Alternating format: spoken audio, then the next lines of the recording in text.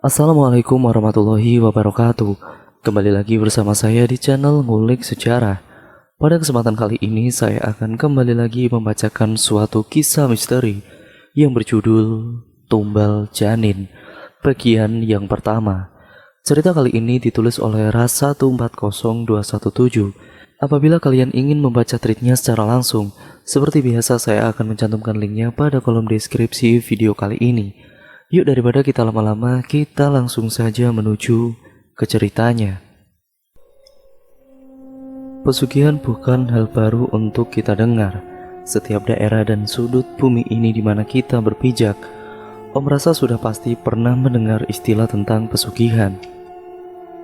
Atau bahkan mungkin ada salah satu kerabat kita yang pernah melakukan pesugihan itu. Entahlah. Yang pasti pesugihan itu terdengar sangat menyenangkan. Namun ada kenyataan kelam dan dosa yang selalu menyertai pelaku pesugihan tersebut.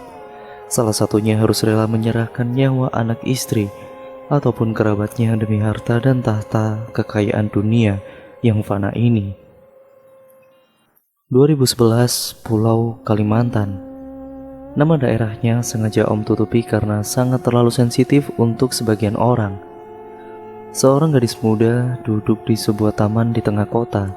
Matanya menatap lalu lalang berbagai macam kendaraan dan mobil di jalan itu yang tidak jauh dari tempat ia duduk. Karena taman tersebut sangat dekat dengan jalan raya. Dan di sana, nampak sepasang kekasih sedang asik berkasih mesra tanpa mempedulikan orang-orang yang menatap mereka dengan rasa iri. Tiba-tiba jalanan menjadi sangat macet dan beberapa pengendara kendaraan bermotor berlarian meninggalkan motor mereka di jalan. Dan terdengar juga suara teriakan dari petugas penjaga jalan yang berteriak, "Lari!" Gadis muda yang sedari tadi duduk di taman tersebut mengedarkan pandangannya ke jalan. Dan rupanya, di sana di antara barisan mobil-mobil dan motor yang terpaksa berhenti, ada dua orang yang sedang berkelahi dengan membawa senjata tajam. Tidak hanya berkelahi, keduanya juga merusak dan mengancam para pengguna jalan lain dengan senjata mereka. Tanpa sengaja mata gadis itu dan salah satu orang yang berkelahi tersebut saling menatap. Cepat-cepat si gadis mengalihkan pandangannya dan bersembunyi di tempat yang rasa ia aman. Untungnya, tidak beberapa lama kemudian iring-iringan ambulan dan mobil polisi datang ke tempat tersebut. Kedua orang berkelahi itu dibawa menggunakan ambulan yang berbeda. Dan setelah itu satu orang polisi membantu petugas jalanan untuk mengatur kembali lalu lintas yang sempat macet oleh ulah dua orang tadi. Saat jalanan sudah mulai lenggang, beberapa orang membawa air dan sikat besar untuk membersihkan darah yang berceceran di aspal. Si gadis yang sedari tadi melihat semuanya dari persembunyiannya merasa lemas ketika melihat darah. Meski begitu, ia mencoba untuk berjalan pergi meninggalkan taman kota itu, untuk kemudian pulang ke rumahnya. Singkatnya, si gadis keluar dari dalam taksi. Ia memberikan beberapa uang logamnya untuk sang sopir. Kakinya berjalan memasuki jalanan sepi yang dihiasi dengan rimbunan pohon bambu. Sekitar 5 menit berjalan, ia akhirnya sampai di sebuah rumah bercat warna hijau muda, dengan beberapa pohon cabai yang berbuah ranum di depannya. Terlihat seorang wanita berusia 35 tahunan sedang membersihkan beras dengan nyiruh untuk memisahkan beras dari dedak. "Dapat kerjaan, Rin?" tanya wanita itu dengan mata yang tetap fokus memilah antah yang ada di berasnya. Antah itu sebutan untuk beras yang masih berbentuk padi, yang kadang ada beberapa yang tidak ikut tergiling saat dipisahkan atau dibersihkan oleh mesin penggilingan padi. Gadis yang dipanggil Rin itu menghela nafas panjang. "Belum, Mak. Yang mau ku isi kemarin itu posisinya ternyata sudah keduluan orang," jawab si gadis dengan nada lesu. "Sabar ya, Rin. Mungkin itu belum rezekimu. Jangan putus semangat. Mama yakin kamu akan mendapat pekerjaan yang kau mau," kata wanita yang rupanya adalah ibu dari si gadis itu. Rina tersenyum dan kegelisahannya sedikit hilang setelah mendengar perkataan sang ibu. "Mama mau masak apa hari ini, Mah?" tanya Rina. "Garang asam. Nanti tolong belikan terasi di warung ya, Rin." "Iya, Mah. aku mandi dulu ya. Setelah selesai dan berpakaian, Rina langsung keluar rumah dan memakai sendal swallow-nya, lalu berjalan menuju ke warung. Ush, angin dingin meniup tubuhnya. Seketika merinding yang ia rasakan. Beberapa anak kecil terlihat sedang memainkan layang-layang mereka di pinggir sungai. Salah satu anak laki-laki itu menebarkan senyumannya ke arah Rina. "Kak Rin, dapat salam dari Kak Ardi," ujarnya dengan sangat nyaring, membuat pipi Rina memerah menahan malu. Ardi adalah kakak kelasnya di SMP dulu, dan sudah 2 tahun terakhir ini pemuda itu mengirimkan pesan-pesan cinta melalui anak-anak yang membuat Rina sedikit jengkel. "Cie-cie yang dapat salam dari Mas Ardi," ujar seseorang seraya menyenggol bahu Rina, dan ketika ia menoleh, orang itu ternyata Ambar, sahabatnya. "Ah, aku lagi pusing Am, gak ada waktu mikirin salam-salam gak jelas dari Ardi itu," balas Rina. "Lah kok begitu sih kamu? Kan Ardi itu orangnya ganteng, baik, anak bos getah lagi." "Percuma ganteng kalau kelakuannya masih bocah gitu." Gimana tadi Rin? Sudah dapat kerjanya?" "Belum." Kemudian suasana menjadi hening. Sesampainya di warung milik Bu Salam, Rina langsung membeli terasi yang disuruh oleh ibunya tadi. Di sana juga ada seorang pria tampan dengan berkumis tipis di atas bibirnya yang sedang membeli rokok. Rina terpana melihat laki-laki itu. Plak! Tepukan di bahunya seketika membuat Rina tersadar. "Kenapa Rin? Itu tadi siapa Am?" ujarnya balik bertanya. "Oh itu, duda kaya Rin. Istrinya meninggal saat hamil beberapa bulan gitu," jawab Ambar berbisik. "Oh, naksir ya?" tanya Ambar. Rina menghela nafas dan ia nampak begitu gemas dengan sahabatnya tersebut. Sebuah cubitan mendarat di lengan Ambar yang seketika membuatnya meringis. Lalu keduanya tertawa sambil terus berjalan. Rina melewati jalanan yang dipenuhi pohon-pohon bambu dekat rumahnya itu.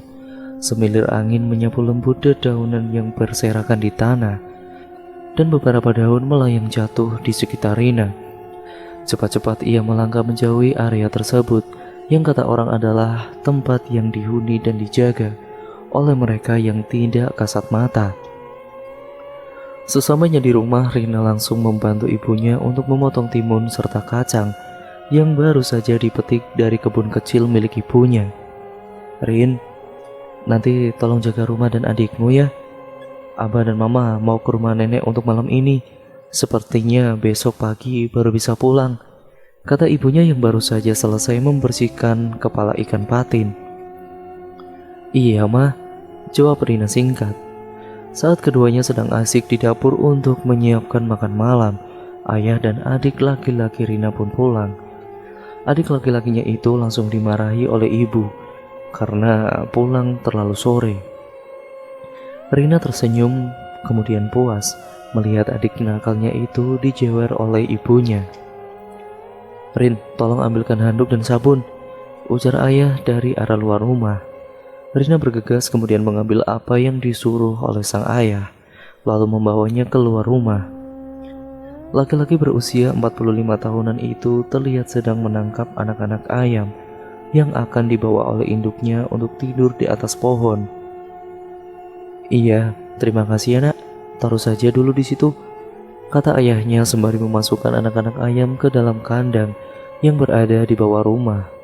Setelah semuanya sudah siap, mereka pun kemudian makan dengan sangat lahap sambil bercerita tentang kejadian yang masing-masing mereka alami sepanjang hari ini. "Mulai ada lagi ya kejadian bunuh-bunuhan begitu, padahal rasanya sudah cukup lama tidak ada kejadian lagi," ujar ayahnya.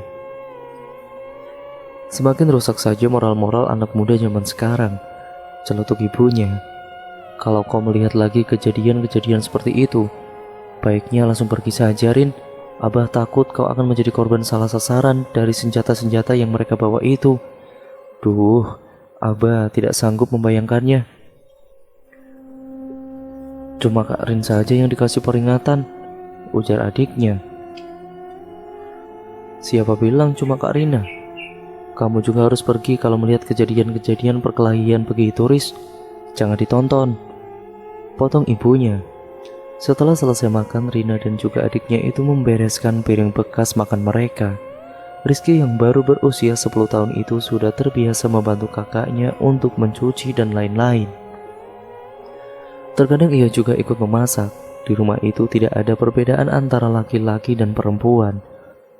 Mereka berdua dididik dan disamakan. Juga kemudian mereka harus saling membantu satu sama lain dalam hal pekerjaan. Mama sama Abah mau kemana? Tanya Rizky. Mau ke rumah nenek, besok pagi baru pulang. Sahut Rina menjawab pertanyaan dari adiknya. Aku ikut ya mah, rengek Rizky. Yes, sudah gede masa mau ikut-ikut sama orang tua? Dasar buntut, ledek Rina. Alhasil gara-gara panas akan ledekan saudarinya itu, Rizky langsung masuk ke dalam kamar dan membiarkan orang tuanya pergi. Rina sudah berkali-kali berusaha memejamkan matanya, namun kejadian di dekat taman itu masih terngiang-ngiang di ingatannya. Tatapan salah satu orang yang berkelahi tersebut mampu membuat bulu kuduk Rina berdiri. Kak Rina sudah tidur belum? Panggil seseorang dari luar kamarnya. Rina beranjak bangun dari tempat tidur lalu perlahan berjalan menuju ke arah pintu. Kak, aku takut. Boleh tidak aku tidur di sini, di kamar kakak? Kata adiknya yang berdiri sambil memegang guling. Rina mengangkat bahunya dan membuka pintu sedikit lebih lebar lagi. Ia membiarkan adiknya untuk masuk ke dalam. Lalu mereka berdua mulai membaringkan tubuhnya di atas kasur milik Rina. Tidak lama kemudian mereka pun mulai terlelap. Suara ayam jantan berkokok sangat nyaring dari atas pohon mangga yang berada di samping rumah Rina. Rizky, bangun. Kamu sekolah kan hari ini? Dengan malas-malasan Rizky mulai bangun karena terus diganggu oleh Rina. Setelah adiknya bangun dan bersiap untuk mandi, Rina pergi ke dapur, mengupas bawang dan 2 biji telur ayam. Bau harum tercium telur goreng dan sepiring nasi sisa yang sudah dihangatkan tersedia di atas piring. Lalu kedua kakak beradik itu pun makan dengan sangat lahapnya. Oh iya kak, kemarin aku lupa. Ini surat dikasih ke Ardi, katanya disuruh ngasih ke kakak, kata Rizky. Dengan wajah kurang suka, Rina mengambil surat itu lalu menyimpannya di bawah piring makan. Jangan lupa dibalas ya kak, hehe. Begitulah goda adiknya. Rina mencibir lalu kemudian setelah adiknya pergi ia pun langsung membersihkan rumah, mencuci piring dan juga pakaian. Tidak lupa juga ia menaburkan dedak untuk makanan ayam-ayamnya. Setelah semua pekerjaan rumah beres, Rina langsung teringat dengan surat yang diberikan adiknya tadi. Jari jemari lentiknya yang indah mulai merobek amplop surat tersebut dan perlahan-lahan ia mulai membaca isinya. Ternyata surat itu berisi puisi cinta dari Ardi. Sembari menghela nafas panjang, Rina membiarkan surat itu begitu saja di atas lantai. Ia kemudian mengambil buku novelnya lalu duduk di teras depan rumah. Halaman demi halaman ia baca hingga tidak beberapa lama kemudian, ayah dan ibunya pun kembali, membawa sekeranjang penuh buah rambutan dan 5 biji durian yang diikat dengan tali rafia.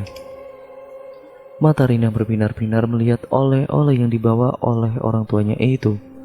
Rin, tolong belikan kelapa di warungnya Bu Salam ya, ujar ibunya. Duriannya mau dibikin kolak mah, tanya Rina. Iya, jawab ibunya singkat sembari mengeluarkan uang 5 ribuan dari dompetnya. Rina kemudian mengambil uang tersebut lalu beranjak dari duduknya. Sebelum ia pergi mengambil beberapa biji rambutan dari keranjang yang dibawa oleh ayahnya. Rina melangkah dengan sangat riang. Sesekali ia bernyanyi sesampainya di warung Bu Salam. Rina kembali bertemu dengan laki-laki yang kemarin ia lihat. Laki-laki tampan berkumis tipis tersebut melemparkan senyum kepada Rina, yang secara tanpa sadar juga membalas senyuman si laki-laki itu. Berapa biji Rin? Tanya Bu Salam. Sebiji saja Bu, jawab Rina. Setelah membayar kelapa tersebut, Rina pun langsung pergi dari sana dan si lelaki menatap lekat ke arah Rina yang terus berjalan menuju pulang. Seminggu kemudian Rina kembali mendapatkan tawaran pekerjaan dari salah satu temannya, dan hari itu ia sudah bersiap-siap untuk pergi mendatangi tempat yang sedang membuka lowongan pekerjaan itu. Entah karena saking semangatnya, saat menyeberang jalan kemudian Rina tertabrak oleh sebuah sepeda motor yang melaju ke arahnya. Seketika penglihatan Rina menjadi gelap. 4 hari berlalu, Rina perlahan-lahan mulai membuka matanya. Di samping tempat tidurnya terdapat atau terlihat seorang laki-laki tampan yang sedang terlelap. Rasa pusing di kepalanya masih ia rasakan. Bahkan, untuk beberapa saat kemudian ia tersadar jika kakinya sangat sulit untuk digerakkan dan juga menjadi sangat benar-benar sakit. "Wah," panggil Rina pelan, dan tiba-tiba si lelaki yang berada di dekatnya itu terbangun. "Syukurlah kau sudah sadar," katanya sembari beranjak dari tempat duduknya. Ia kemudian membangunkan orang tua Rina untuk memberitahukan bahwa Rina sudah siuman. Ibunya Rina nampak senang melihat anak perempuannya itu sudah bangun. "Kakiku masih ada kan, Ma?" tanya Rina dengan serak. "Kakimu tidak kenapa-napa, Nak. Hanya mengalami sedikit luka saja. Nanti juga akan pulih," jawab ibunya. Rina sedikit lega mendengar perkataan ibunya itu. Seminggu telah berlalu, keadaan Rina mulai perlahan-lahan membaik, dan lelaki tampan itulah yang selalu menemaninya. "Maafkan aku yang di hari itu sudah menabrakmu. Aku benar-benar menyesal sudah menabrakmu," ucapnya. Rina tersenyum mencoba ikhlas meski agak sedikit kesal dan juga marah. Namun ketulusan laki-laki itu membuat Rina perlahan-lahan mengangguk. Iya, tidak apa-apa. Tidak ada yang perlu disalahkan dan disesali," jawab Rina kemudian. "Setiap hari kau menemaniku, memangnya kau tidak punya kesibukan lain?" tanya Rina. "Aku bekerja hanya 2 jam per hari, jadi aku punya banyak waktu luang untuk menemanimu," jawabnya. "Lalu kekasihmu?" "Aku tidak punya kekasih, sedangkan istriku baru beberapa bulan yang lalu meninggal dunia." "Meninggal?" tanya Rina. "Iya, meninggal saat usia kandungannya masih beberapa bulan," jawab si lelaki nampak sedih. "Oh, maaf," ucap Rina. Lelaki itu kemudian tersenyum. Sepintas wajahnya sangat mirip dengan aktor Korea Lee Min Ho. Wajahnya tampan dan juga senyumnya yang manis mampu membuat Rina terpaku dengan mata yang tidak berkedip. Hei, kenapa?" tanyanya. Enggak." Rina kemudian gugup, tidak bisa menjawab sepatah kata pun, dan akhirnya hanya bisa menggeleng pelan dengan wajah menunduk. "Kau lapar tidak? Kita beli bubur ayam di sana yuk," kata si lelaki yang bernama Irham itu. Rina tersenyum kecut. Sebenarnya ia tidak menyukai bubur ayam, dan saat itu ia hanya ingin makan bakso. Tapi rasanya ia tidak enak untuk menolak ajakan Irham. 2 mangkok bubur ayam hangat dihidangkan dengan 2 piring kecil kerupuk. Lama sekali Rina terdiam menatap bubur itu. Ia menghela nafasnya, sementara Irham sudah menghabiskan separuh mangkok buburnya. "Rin, kenapa?" tanya Irham. Aku jawab Rina kelegapan. Ia menggigit bibir bawahnya. Irham lalu mengambil mangkok tersebut dan mulai mengaduknya. Ia kemudian menyuapi Rina dengan lembut. Bahkan, ia membuat seolah-olah sendok berisi bubur ayam itu seperti pesawat yang siap mendarat ke dalam mulut Rina. Rina sedikit malu dengan perlakuan laki-laki itu. Dalam hatinya ia terus berkata, "Jangan sampai aku jatuh cinta, jangan sampai.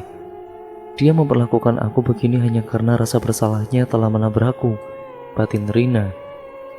Beberapa pasangan muda-mudi yang juga sedang menyantap bubur ayam di dekat mereka berdua terlihat berbisik-bisik sambil tersenyum-senyum.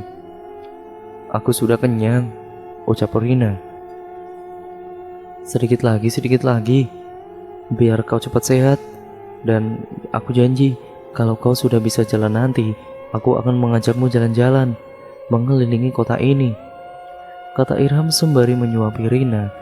Dan mau tidak mau terpaksa Rina harus menelan makanannya itu. Setelah selesai makan, Irham membelikan Rina sebotol minuman, lalu kembali mengajaknya berjalan-jalan di sekitaran taman.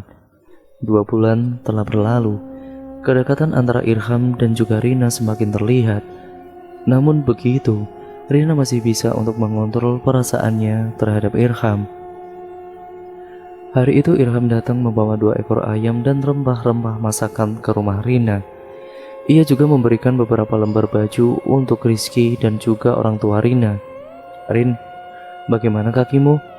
tanya Irham sembari duduk di dekat wanita cantik itu. "Masih sedikit sakit jika berjalan," jawab Rina. "Kita ke rumah sakit yuk. Kita periksakan kakimu sekalian beli obat di apotik." "Pergilah Rin, biar Rizky yang bantu mama masak," sahut ibunya. Rina menghela nafas dengan panjang. Ia kemudian berusaha untuk bangun dari duduknya itu untuk mengganti baju ke dalam kamarnya. Irham dengan penuh perhatiannya membantu Rina berdiri. Ia bahkan tidak segan-segan untuk mengantar Rina masuk sampai ke dalam kamarnya. "Rin, aku tunggu di luar ya," kata Irham. Rina mengangguk. Lalu setelah laki-laki tersebut keluar, Rina langsung menutup pintu kamarnya itu. Beberapa saat kemudian, ia pun keluar dan berpamitan pada orang tuanya. Irham kemudian membantu Rina untuk duduk di atas motornya. Setelah itu ia juga memakaikan helm untuk Rina. "Rin, pegangan yang kuat ya," kata Irham sebelum mereka berangkat.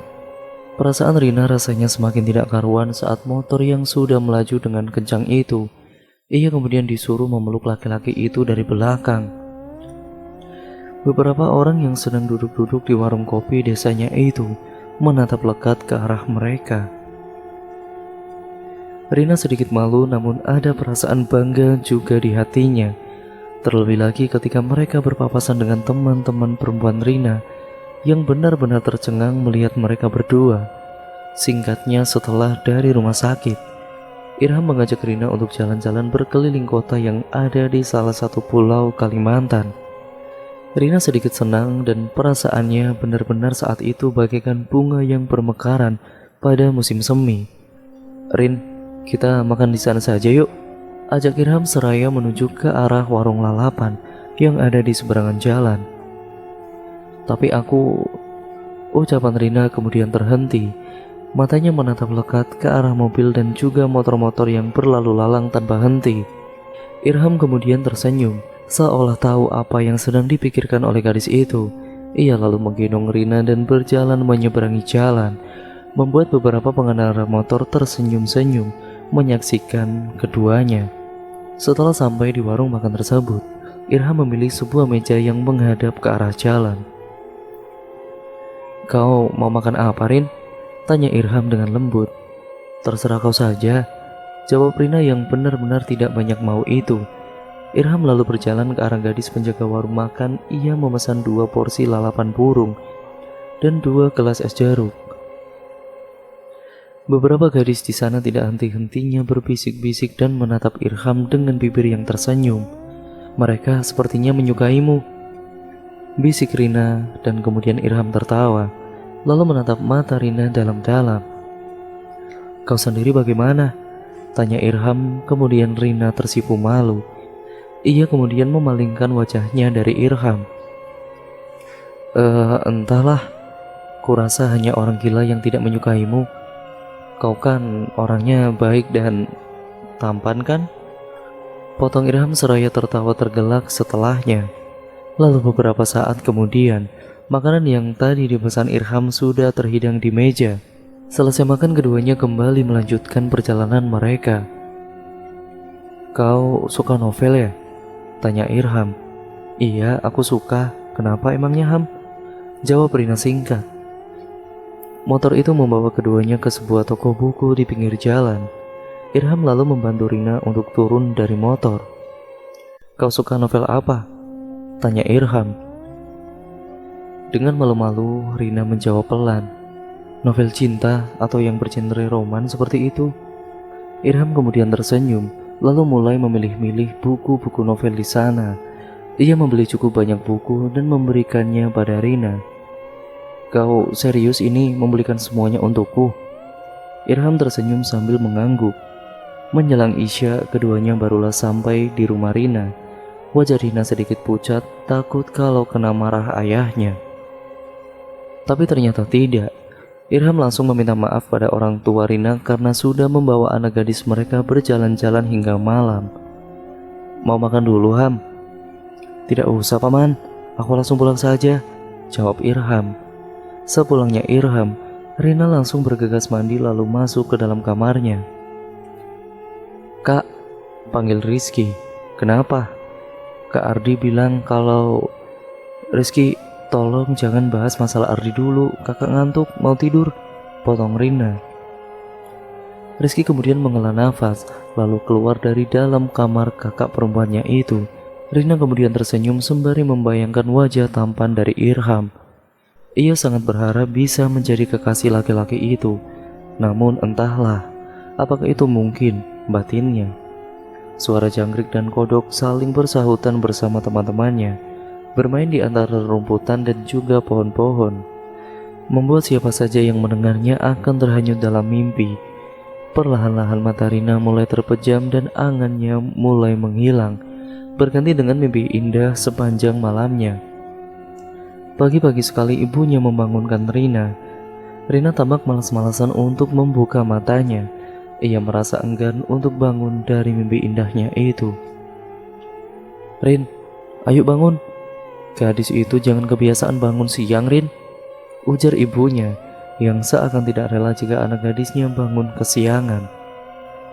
Rina beranjak dari tempat tidur, mengikat rambutnya lalu berjalan pelan-pelan ke arah dapur. Ia kemudian mencuci muka dan juga menggosok gigi. Setelahnya Rina kemudian mulai membantu ibunya menyiapkan sarapan. Irham membeli ayam sebanyak ini, tapi dia sendiri tidak ikut makan di sini, ujar ibunya. Yes, kita makan ayam lagi, kata Rizky yang baru saja selesai mandi. Bibirnya nampak biru menahan dinginnya air sungai di pagi hari.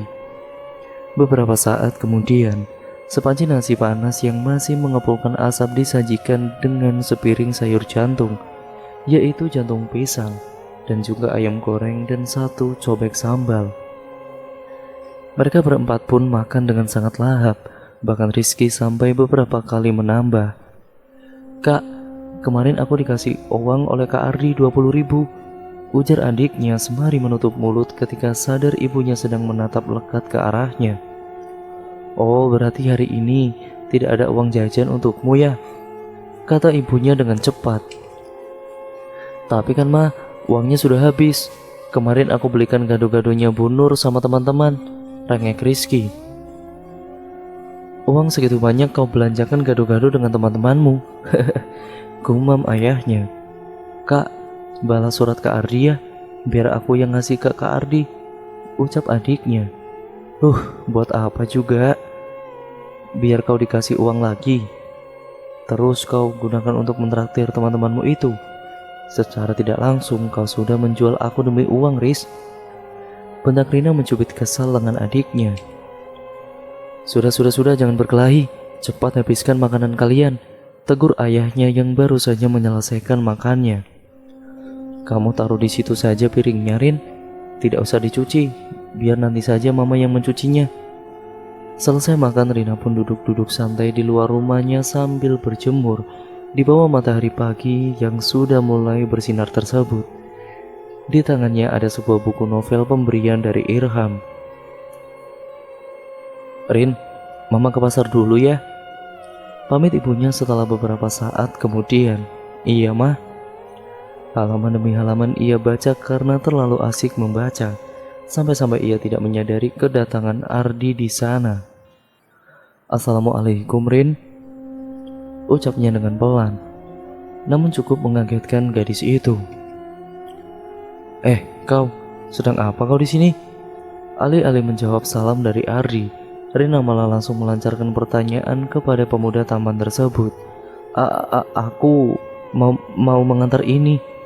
Maksudku ini titipan dari ibuku untuk ibumu, jawab Ardi terbata-bata lantas memberikan sesuatu berbungkus plastik yang cukup besar.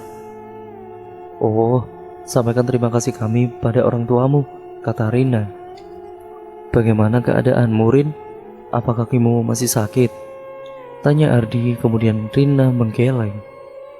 Lalu percakapan keduanya pun mulai terdengar akrab, hingga beberapa saat kemudian, suara motor Irham memasuki halaman rumah Rina. Ia menatap lekat ke arah Ardi, nampak sekali tatapan itu menyiratkan ketidaksukaannya pada pemuda yang berada di dekat Rina tersebut.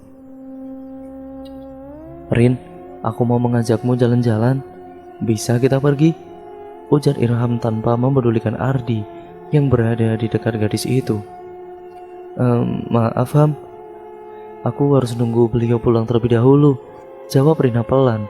Oh oke, aku akan menunggumu, kata Irham sembari duduk di tengah-tengah Ardi dan juga Rina. Kalau begitu aku pamit pulang dulu ya Rin. Assalamualaikum, ucap Ardi beranjak dari duduknya. Waalaikumsalam, maaf ya Di. Ardi menoleh dan tersenyum. Lesung pipitnya itu menambah manis senyuman pemuda tampan itu. Rin, aku ingin jujur kepadamu. Sejak awal pertemuan kita di warung itu, aku sudah tertarik kepadamu. Aku sangat ingin kau menjadi istriku. Aku harap kau mau menerima aku menjadi suamimu, kata Irham seraya menatap mata Rina dalam-dalam. Rina kemudian terdiam seribu bahasa. Ia tidak menyangka jika Irham yang menjadi laki-laki pujaan hatinya itu juga memiliki perasaan yang sama dengannya. Untuk beberapa saat kemudian ia tidak bisa berkata-kata, hingga beberapa saat kemudian Rina berkata, bila kau serius dengan perkataanmu itu, bicarakanlah kepada orang tuaku. Irham tersenyum dan ia mengangguk dan langsung kemudian menyanggupinya.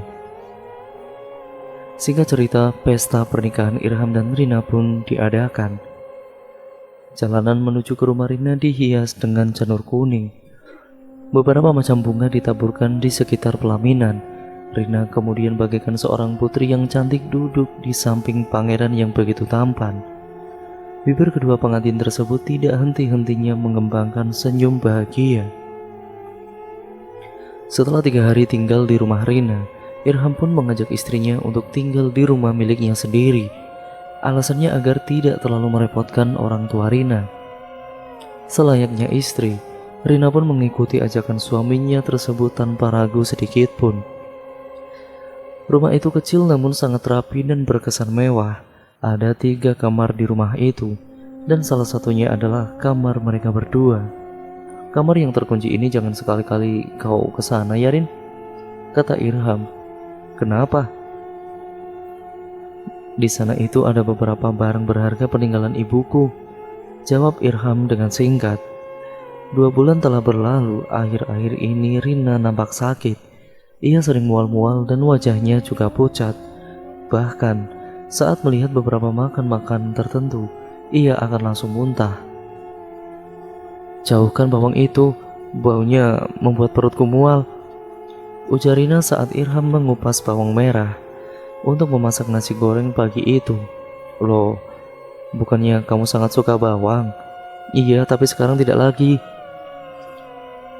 Nanti kita ke rumah sakit ya, aku takut kamu kenapa-napa. Rina kemudian muntah lagi. Ternyata Rina memang benar-benar hamil. Janin yang ia kandung berusia sekitar 2 minggu lebih. Tentu kabar baik itu sangat membuat kedua orang tua Rina bahagia, karena akan dalam beberapa bulan lagi mereka akan resmi menjadi kakek dan juga nenek. Namun begitu, Rina mulai mendalami hal-hal ganjil di rumah suaminya tersebut, seperti sering mendengar suara cakaran di dinding, makanan yang langsung basi jika dibawa masuk ke dalam rumah, ataupun suara-suara tangisan anak kecil di setiap tengah malam. Puncaknya adalah ketika Rina ditinggal keluar oleh suaminya yaitu Irham. Dari menjelang maghrib terdengar suara seseorang bersenandung pilu dari dalam kamar yang terkunci itu. Dan sekitar pukul 12 malam, ia mendengar suara langkah kaki yang diseret dan cekikikan seperti ringikan kuda, dan lalu kemudian suara-suara itu membuat Rina terjaga sepanjang malam. Sudah beberapa kali ia keluar dari kamarnya untuk memastikannya ada apa di luar sana. Namun, nyatanya tidak ada siapapun di rumah itu selain dirinya sendiri. Benar-benar begitu sangat aneh. Perutnya tiba-tiba mual lagi, lalu muntah. Segumpal rambut dipenuhi lendir berada di antara muntahannya. Jantung Rina berpacu dengan sangat cepat dan ia takut jika terjadi apa-apa pada janinnya itu yang masih sangat muda. Namun untuk beberapa saat kemudian Rina kembali tenang. Ia berjalan ke arah kamar mandi untuk mengambil lap. Dan ketika ia ke kamar mandi guna membersihkan muntahannya, Rina kembali kebingungan karena ternyata tidak ada gumpalan rambut berlendir yang sebelumnya ia lihat tadi. Dan ternyata di sana hanya ada cairan air liurnya saja. Ia kemudian duduk di ujung kasur, memikirkan apa yang baru saja ia alami. Apakah itu nyata atau hanya sekedar halusinasinya? Keesokan harinya ketika suaminya pulang, Rina kemudian menceritakan semua yang ia alami di rumah tersebut. Namun Irham hanya tertawa mendengar cerita istrinya itu. "Kau itu sedang hamil sayang, itu hanya halusinasimu. Beberapa ibu hamil terkadang mengalami hal sama seperti itu, seperti apa yang kau alami sekarang ini. Jadi jangan terlalu difikirkan, tenangkan pikiranmu, dan juga jangan pernah berpikir macam-macam," ucap Irham kemudian sembari mengecup kening istrinya. Akhir-akhir ini Rina sering sekali melihat Irham masuk ke dalam kamar yang terkunci tersebut. Rina bahkan beberapa kali melihat Irham membawa berbagai macam buah-buahan seperti pisang mahuli, telur ayam, dan juga ayam jago berbulu merah dan beberapa macam benda-benda aneh lainnya. Malam itu Rina sangat mengantuk sekali. Ia tertidur di atas kasurnya dengan pintu kamar yang terbuka. Pelan-pelan ia merasakan ada sesuatu yang basah menyentuh kakinya itu hingga mencapai separuh kaki. Perlahan-lahan Rina membuka matanya, namun ia merasa tubuhnya sangat lemas dan benar-benar begitu berat untuk digerakkan. Rina yang saat itu hanya memakai daster, merasa beberapa sentuhan mengangkat dasternya itu. Tangan itu berbulu dan mempunyai kuku yang sangat panjang. Saat Rina mencoba melihat ke bawah, ia melihat sesuatu yang benar-benar sangat mengerikan. Makhluk dengan rambut panjang setengah beruban dan wajah tirus yang keriput tengah menyeringai menatapnya, sembari mempermainkan jari-jarinya dengan kuku panjangnya itu di sekitar paha. Rina ingin berteriak, namun suaranya bahkan tidak mau keluar sedikit pun. "Rina, Rina, Rina," ucapnya berulang-ulang memanggil namanya sendiri. Dan beberapa saat kemudian Rina terbangun dengan nafas terengah dan keringatnya mengucur dengan deras. Di sampingnya terlihat Irham sedang tersenyum menatapnya. Tangan suaminya itu tepat berada di mana makhluk yang ia lihat di antara bangun dan tidurnya tadi. "Ada apa sayang?" tanya Irham dengan lembut. Aku bermimpi buruk mas," jawab Rina. 2 hari telah berlalu. Sampai hari itu Rina masih terus memikirkan tentang apa yang ia alami antara bangun dan tidurnya tersebut. Hingga tanpa ia sadari bahwa darah mengalir perlahan dari balik dasternya. "Astaga, kau berdarah Rin," ujar Irham segera melepaskan barang-barang bayi yang baru saja ia beli. Dan seketika perut Rina menjadi sangat amat sakit. "Aduh, sakit sekali mas," rintihnya. Dengan cepat Irham membawa istrinya itu masuk ke dalam kamar dan membaringkannya di tempat tidur. Lalu beberapa saat kemudian seorang wanita berambut panjang masuk ke ruangan tersebut. Ia mengurut pelan perut Rina, dan anehnya setiap sentuhan wanita itu terasa begitu sangat menyakitkan menembus ke dalam perut Rina. Lalu kemudian semuanya menjadi gelap. Rina tidak sadarkan diri, dan saat Rina terbangun, di sana sudah terlihat ada kedua orang tuanya dan juga bidan. Ibunya meneteskan air mata ketika Rina memanggilnya dengan pelan. "Apa yang terjadi, Ma? Janinku baik-baik saja kan?" "Yang sabar ya, Rin," ucap sang ibu tidak mampu membendung isak tangis kesedihan karena kehilangan cucu pertamanya. Seolah tahu arah pembicaraan ibunya, Rina menangis sesenggukan. Rasanya sangat sakit kehilangan anak yang bahkan belum sempat lahir ke dunia, belum sempat ia peluk dan juga cium. "Sabar nak, sabar," kata ayahnya. Wajah Irham juga terlihat sedih dan ia nampak terpukul dengan semua yang telah menimpa istrinya. "Yang sabar, Ham," ujar ayah mertuanya sembari merangkul bahu Irham. "Saya sudah menanti anak itu, Bah," ucap Irham lirih semakin menambah sesak Rina dan yang mendengarnya. Singkat cerita, setelah keguguran, Rina tidak pernah lagi merasakan hal-hal ganjil di rumah itu. Semuanya kembali terasa normal dan hari itu sebuah mobil yang cukup mewah terparkir di halaman rumah mereka. Beberapa orang mengetuk pintu rumah Irham dan Rina.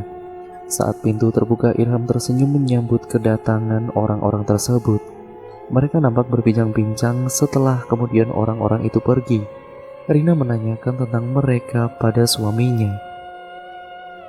"Mereka mengantar mobil kita, sayang. Itu mobil kita. Kita punya mobil sekarang," jawab Irham dengan bibir tersenyum. Rina kemudian ikut tersenyum sambil memeluk suaminya. Ia berkata, "Alhamdulillah, kita jalan-jalan yuk. Sudah lama kan kita tidak pernah jalan-jalan lagi," ajak Irham sembari memeluk istrinya. Beberapa bulan setelah keguguran, Rina kembali merasakan hal-hal aneh yang terjadi di sekitarnya. Malam itu ia mendengar suara orang mengobrol di kamar ketiga yang terkunci. Rina perlahan-lahan berjalan ke arah pintu, namun yang membuatnya kaget sekaligus bingung adalah pintu kamarnya dikunci dari luar. Rina mulai menggedor-gedor pintu dengan keras. Tidak lama kemudian terdengar langkah kaki seseorang yang dengan tergesa-gesa. Saat pintu terbuka, Rina melihat suaminya sedang berdiri dengan rambut acak-acakan dan tidak memakai baju. "Kenapa kau mengunciku? Mana bajumu? Apa kau sedang selingkuh?" bentak Rina dengan nafas turun naik. "Pikiranmu itu terlalu jauh, sayang. Mana mungkin aku berbuat seperti itu. Aku sedang memperbaiki pipa air kita di dapur itu. Karena aku tidak ingin kau terganggu, makanya pintu aku kunci. Maaf jika itu membuatmu marah," jawab Irham dengan lembut. Rina kemudian berjalan ke arah dapur, dan saat ia melewati kamar ketiga, Rina melirik ke arah pintu yang nyatanya masih terkunci. Sesampainya di dapur, Rina melihat memang benar ada beberapa pipa dan peralatan lainnya tergeletak di lantai. Ia menghela nafas lega, ternyata suaminya berkata benar. Rina langsung merasa bersalah telah menuduh Irman macam-macam. "Tapi kenapa harus malam-malam begini memperbaiki pipa itu?" tanya Rina. "Karena besok aku ingin mengajak permaisuriku ini untuk jalan-jalan ke pasar, lalu kemudian mampir ke rumah mertuaku tercinta," jawab Irham seraya memeluk istrinya. Ia juga mengucup kening Rina dengan lembut dan Rina kemudian tersenyum, balas memeluk suaminya. Keesokan harinya, Irham membelikan apapun yang diinginkan oleh istrinya. Ia juga membelikan beberapa macam oleh-oleh untuk kedua orang tua Rina dan adiknya. Kedatangan keduanya disambut hangat oleh ibunya Rina. "Mana motor kalian, Rin? Kok gak dibawa ke sini?" tanya ibunya, dan Rina tersenyum lebar. "Menantu mama sekarang sudah punya mobil, Ma. Karena tidak bisa masuk ke sini jadi diparkirkan di depan jalan sana." "Oh, alhamdulillah. Mama ikut senang mendengarnya," ucap ibunya tersenyum. "Oh iya, Ma. Bagaimana kalau nanti kita liburan sekeluarga? Kita keluar kota," ujar Irham. "Wah, bagaimana ya, Ham? Mama mau sekali. Tapi peliharaan-peliharaan Mama dan Abah di sini siapa yang akan ngasih makan kalau kami tidak ada? Kalau kalian mau liburan, ya pergilah. Atau kau bisa ajak si Rizky, Rin," kata ibunya. "Bisa diatur itu, Ma. Nanti kalau kami jadi pergi, pasti akan mampir ke sini menjemput Rizky," ujar Irham tersenyum. Tiba-tiba Rina merasa perutnya sangat mual. Beberapa kali ia keluar untuk muntah, namun tidak ada apapun yang ia muntahkan. "Sepertinya kamu hamil lagi, Rin," tegur ibunya. "Hah, hamil?" ucap Irham dengan wajah tidak percaya sekaligus senang, dan Rina tertegun. Apakah benar kalau ia hamil lagi? Aku bahkan lupa kalau sudah terlambat haid, mah, gumam Rina. Irham tersenyum dengan senang dan ia mengelus-ngelus perut Rina dengan lembut. Tapi aku tidak muntah saat mencium bau bawang, mah. Saat hamil yang pertama itu, kemarin aku kan tidak suka mencium bau bawang. Apa iya aku hamil lagi? Ujar Rina nampak ragu. Ngidam itu beda-beda, Rin. Mama juga dulu waktu hamil kamu tidak suka makan mie instan. Bahkan mencium baunya saja, Mama benar-benar sudah muntah. Tapi pas hamil adikmu, Mama jadi doyan makan mie instan setiap hari. Oh iya, kalian berdua sudah makan apa belum? Ini ibu beli daging kok banyak sekali. Ham? Oh, kebetulan kami belum makan, mah. Rencananya memang mau makan di sini. Itu pun kalau dibolehkan. Jawab Irham setengah bergurau. Ah, kamu ini kan? Oh iya, bisa Mama minta tolong? Bisa, Ma. Apa itu? Tolong belikan kelapa dan gula merah di warung ya. Iya, Ma. Baik, Ma. Kalau begitu aku jalan dulu. Oh iya, berapa biji kelapa dan juga gula merahnya, Ma? Sebiji saja cukup, Ham. Kalau gula merahnya sebelah saja. Sepeninggal Irham, Rina mulai menceritakan tentang hal-hal aneh yang ia alami di rumah suaminya itu. Mungkin itu penunggu di rumah kalian, Rin. Dan memang wanita yang sedang hamil itu sangat rentan dengan gangguan-gangguan makhluk gaib. Apalagi saat itu kamu masih hamil anak pertama. Rina menghela nafas. Sejujurnya aku mulai takut mah tinggal di rumah itu. Apalagi ada... Ucapannya terhenti. Ada apa, Rin? Ada salah satu kamar yang Irham tidak mengizinkan aku untuk masuk ke sana. Katanya di sana itu ada beberapa barang peninggalan ibunya yang tidak boleh disentuh karena dia takut barangnya akan rusak. Kalau barang-barang itu adalah benda-benda berisi, kemungkinan isinya itu yang menunggurin. Tapi entahlah, yang terpenting kamu harus bersyarat. Nanti Mama carikan jaring ngau merah untuk menangkal-penangkal makhluk gaib pengganggu wanita hamil. Assalamualaikum, ucap Rizky yang baru saja pulang sekolah. Waalaikumsalam. Gimana sekolahnya, Ki? Kak Rina, bawa makanan gak, Kak? Ucap Rizky seraya berlari masuk ke dalam rumah. Rina tersenyum melihat kelakuan adiknya tersebut. Besok aku libur, Kak. Sudah lama aku ingin bermalam di rumah kakak, tapi gak ada waktunya, kata Rizky. Boleh gak, Kak, aku ikut ke rumah kakak Rina sampai hari liburanku selesai? Soalnya di sini aku hanya anak tiri, Kak, disuruh-suruh mulu sama Mama. Hush, kamu itu ngomongnya seperti itu, Riz, tegur ibunya. Iya, Kak, boleh ya? Rengek Rizky yang membuat Rina akhirnya mau tidak mau harus mengangguk. Yeay. Tapi janji ya jangan nakal ya, Riz. Rizky mengangguk cepat, kemudian setelahnya berlalu masuk ke dalam kamarnya untuk mengemasi baju-baju yang akan ia bawa. Sehabis isya mereka baru sampai ke rumah. Rizky kemudian nampak senang sekali saat masuk ke dalam rumah kakak iparnya tersebut. Kamu tidur sendiri gak apa-apa kan, Riz? Tanya Irham. Iya, Kak, di rumah juga aku tidur sendiri, jawabnya singkat. Irham menyuruh Rizky untuk tidur di dalam kamar yang berada di samping kamar yang terkunci itu. Saat berada di dalam kamar itu, Rizky langsung melompat-lompat di atas kasur yang ia sebut dengan kasur orang kaya, yaitu spring bed. Setelah merasa lelah, Rizky mulai berbaring dengan senyuman lebar. Perlahan-lahan matanya mulai mengantuk hingga akhirnya ia pun tertidur. Saat tengah malam, Rizky mendengar suara-suara yang cukup membuatnya terganggu dari kamar sebelah. Berpikir itu adalah kakaknya, Rizky pun menutup kedua telinganya menggunakan bantal, lalu kemudian melanjutkan kembali tidurnya. Suara cakaran dari dinding penghalang tersebut antara kamarnya dengan kamar sebelah membuat Rizky agak sedikit kesal. Lalu Rizky bangun dan membalas memukul-mukul dinding tersebut. Beberapa saat kemudian hening. Keesokan harinya saat mereka sedang sarapan bersama Rizky kemudian mengeluhkan apa yang terjadi tadi malam, dan ia masih menganggap tadi malam itu adalah ulah dari kakaknya. Kak, malam-malam itu jangan usil ya. Hah? Usil? Siapa yang usil? Tanya Rina. Itu yang cakar-cakar dinding kamar sebelah, ulah kakak kan? Mau nakut-nakutin aku kan? Ish, siapa juga yang mau cakar-cakar dinding apalagi di malam hari? Nih lihat, kuku kakak juga pendek dan bersih. Jadi mana mungkin aku yang mencakar-cakar dinding? Rizky tertawa sinis. Aku nggak percaya pokoknya, ujarnya kemudian. Ah, sudah. Kenapa kalian berdua ribut sih? Bisa aja kan itu suara tikus. Oh iya sayang, malam ini aku nggak pulang ya. Soalnya ada kerjaan di luar kota, ujar Irham sembari menyentuh pipi Rina. Lalu kemudian, iya, kamu hati-hati di jalan ya. Jangan ngebut-ngebut. Siap ratuku, hamba akan mematuhi semua titah ratu, kata Irham sembari mencium tangan Rina yang seketika membuat Rizky mencibirkan bibirnya.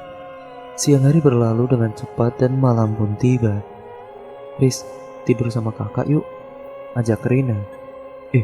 Kakak kan udah gede, sudah punya suami lagi. Masa tidur minta ditemani oleh adik? Malu gak tuh sama umur? Celoteh Rizky. Rina merengut mendengar perkataan adiknya. Sambil geleng-geleng kepala, ia pun berlalu meninggalkan sang adik yang masih menonton TV. Di dalam kamar Rina tidak bisa tertidur. Entah kenapa sejak sore tadi perasaan sangat tidak nyaman. Halaman demi halaman novel ia buka dan mulai memfokuskan pikirannya pada setiap tulisan di buku tersebut. Malam semakin larut, suasana pun juga semakin hening. Lalu kemudian, brak! Suara benda jatuh di luar jendela mengagetkan Rina. Ia terdiam sejenak sembari menatap jendela yang terkunci. Suasana sangat sepi sehingga suara itu tadi sangat jelas untuk ia dengar. Rina mencoba menarik nafas secara perlahan, kembali mengalihkan pandangannya ke buku novel yang ia pegang. Akan tetapi saat ia melihat tangannya, nampak sebuah gumpalan darah seperti janin yang sudah mulai berbentuk berada di tangannya. Ah! Teriak Rina histeris. Segera ia melemparkan janin yang berada di tangannya itu ke lantai, kemudian menutup kedua matanya dengan bantal. Jangan ganggu aku tidak mengganggu kalian. Isak Rina gemetar ketakutan. Kakak kenapa kak? Mendengar suara adiknya, Rina segera melepaskan bantal dari wajahnya. Ia kemudian berlari ke arah pintu kamar dan langsung membuka kuncinya. Kenapa kak? Tadi tidak apa-apa dek. Aku hanya merasa sedikit sakit kepala, jawab Rina, dan sekanya ia enggan untuk memberitahukan kepada sang adik. Rina kemudian menghela nafas dan ia menjadi sedikit tenang saat itu. Namun dari arah dapur muncul sosok Rizky yang sedang membawa segelas teh panas dan sepiring nasi yang membuat Rina terperanjat. Rizky, kau... Sejak kapan kau berada di dapur? Aku tadi ke WC kak, sakit perut gara-gara kebanyakan makan kue. Tapi setelah balik dari WC, aku merasa lapar lagi. Makanya aku bikin teh untuk kuah nasiku, jawab Rizky seraya berjalan. Rina kebingungan, beberapa kali ia mengusap-ngusap wajahnya berharap kalau semua itu hanyalah hayalannya saja. Kak Rina kenapa gak tidur? Tanya Rizky. Riz, kakak mau jujur, tadi kamu yang mengetuk-ketuk pintu kamar kakak. Rizky menatap Rina sambil menggeleng. Kan sudah aku bilang tadi kak, aku itu ke WC. Lagian mana mungkin aku berani mengetuk-ngetuk pintu kamar kakak Rina, jawab Rizky dengan polos. Rina mulai merasa pusing, detak jantungnya kembali tidak beraturan. Memangnya kenapa kak? Coba ceritakan sama aku, kata Rizky, dan kemudian Rina ragu untuk menceritakan semuanya. Kamu janji gak akan ketawa kalau kakak cerita? Iya, aku janji kak. Rina duduk dan mulai bercerita. Malam itu Rizky menjadi pendengar yang sangat baik bagi Rina. Ia kemudian mengelus-ngelus pundak Rina. Aku akan cari tahu semuanya kak, aku janji. Aku rasa ini pasti ada yang tidak beres di sini. Mungkin dari kamar itu. Soalnya saat ke WC aku tadi juga merasa ada yang aneh. Pokoknya hawa rumah Kak Irham ini sangat berbeda dengan rumah kita kak, kata Rizky. Selesai berkata seperti itu, tiba-tiba Rizky terbatuk beberapa kali. Semua makanan yang sudah ia makan keluar semuanya. Tubuh anak itu seketika terkulai lemas setelahnya. Rizky, ujar Rina memanggil nama adiknya sembari mengangkat kepalanya.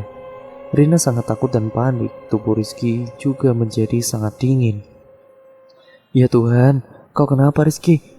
Isak Rina sambil mengusap-ngusap tubuh adiknya agar tetap hangat.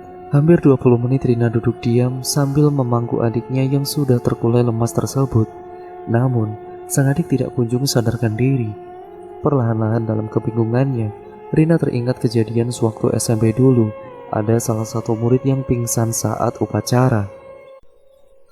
Pelan-pelan ia letakkan kepala adiknya di kursi. Lalu kemudian ia berlari ke arah kamarnya untuk mengambil minyak kayu putih dan juga selimut. Dengan tangan gemetar Rina mengoleskan minyak kayu putih itu ke hidung sang adik, lalu mulai menyelimutinya. Beberapa saat kemudian Rizky mulai siuman, wajahnya pucat dan tatapannya juga aneh. Pergi, pergi, teriak Rizky dengan wajah ketakutan melihat ke arah Rina. Rizky, kau kenapa dek? Ini aku, kakak Rina, kakakmu. Dia di belakang Kak Rina. Apa? Siapa dek? Rizky sadar Rizky, sadar. Cuma kita berdua yang ada di rumah ini Ki. Aku mau pulang. Aku pokoknya mau pulang, isak Rizky dengan suara yang benar-benar ketakutan. Suaranya bergetar yang menandakan kalau saat itu Rizky sedang tidak bergurau. Rina menelan ludahnya dan terasa keluh. Ia juga merasakan rasa takut itu. Namun, sebisa mungkin ia mencoba untuk tenang agar Rizky juga bisa tenang. Semalaman Rina dan Rizky tidak tidur sekejap pun. Mereka saling berpelukan, duduk diam tidak berbicara sepatah kata pun. Hingga kemudian menjelang pagi, barulah Rizky bisa tertidur dan Rina membersihkan semua bekas muntah adiknya tadi malam.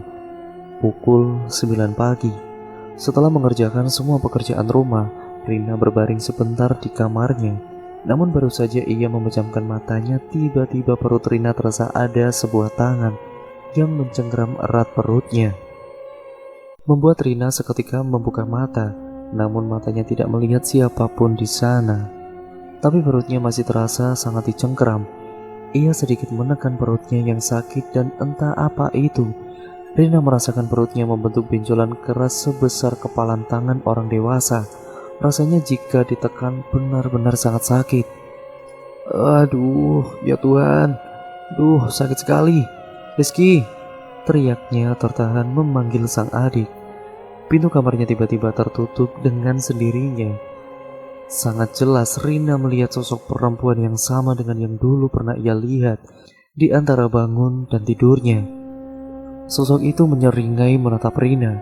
Perlahan-lahan ia mendekat dan terus mendekat. Mulut Rina seraya terkunci melihat sosok tersebut. Ia tidak bisa berkata apa-apa, dan juga tubuhnya tiba-tiba menjadi kaku. Setetes air mata menetes dari sudut mata Rina ketika tangan berkuku panjang sosok itu sudah menggerayangi perutnya. Rasanya benar-benar sangat sakit sekali. Namun entah kenapa mulutnya tidak bisa mengeluarkan suara sedikit pun. Sosok perempuan itu menjilati perutku, semakin lama perutku semakin sakit dan juga bertambah sakit. Aku juga bisa merasakan kuku-kuku panjang itu menggorek-gorek kemaluanku.